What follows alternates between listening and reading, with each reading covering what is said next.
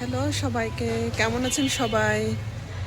এই যে এখন বিকেলে খাওয়া দাওয়া করে তাড়াহুড়া করে রেডি হয়ে বেরিয়ে যাচ্ছি। জামাই অনেক দিন ধরে বলছিল যে সূর্যমুখী বাগান দেখতে নিয়ে যাবে, কিন্তু সময় হচ্ছিল না, আর সময় করে নিতে পারছিলাম না বলে যেতে পারিনি। রেডি হয়ে বেরিয়ে পড়ছি, আর বাগানে গিয়ে অবশ্য আপনাদের সাথে শেয়ার করছি। আমার পার্টনার রেডি। হ্যাঁ হ্যাঁ।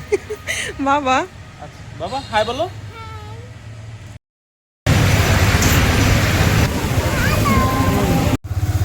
এই যে উপজেলা পরিষদ।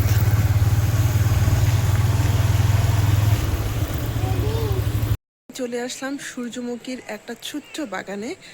ফুলগুলো দেখতে এত সুন্দর লাগছে, তবে বিকেল হয়ে যাওয়াতে ফুলগুলো একটু নিচু হয়ে গেছে, খুব সুন্দর লাগছে।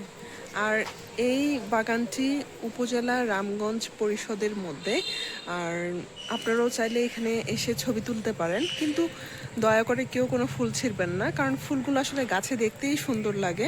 কৃষি অফিসের কর্তৃপক্ষ এত সুন্দর একটা নোটিশ টাঙিয়ে দিয়েছে, এই লেখাটি আমার পরে খুব ভালো লাগলো। কি বাগানের পাশাপাশি অনেকগুলো আবার সবজির বাগান করেছে। এখানে টমেটো, তারপর বাঁধাকপি, ব্রোকলি, লাল শাক, কুমড়া, লাউ গাছটা মাথায় তুলে দিয়েছে। আর ছোট ছোট ছোট ছোট লাউ ধরেছে। আর এখানে একটি ফাঁদ দেওয়া হয়েছে, এই ফাঁদটির নাম হলো শেক্স ফেরোমন ফাঁদ, এবং এটি হলো একটি পোকা দমনের ফাঁদ। অলরেডি অনেকগুলো পোকায় সেখানে আটকে পড়েছে, কিন্তু বেরোনোর কোনো রাস্তা নেই।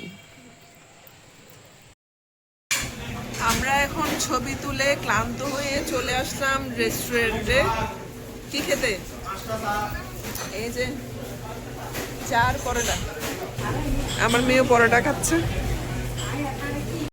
বেশ কয়েকদিন ধরে আমার মেয়ে আমাকে বলছে, মা আমি দেখেছি বেবিরা হাতে ঘড়ি পড়েছে, আমার তো কোনো ঘড়ি নেই, তুমি কি আমাকে একটা ঘড়ি দিবে? তাহলে তো তোমার জন্য একটা ঘড়ি কিনতে হবে। তখন আমার মেয়ে আমাকে বলে, তাহলে একটা আমাকে ঘড়ি কিনে দাও।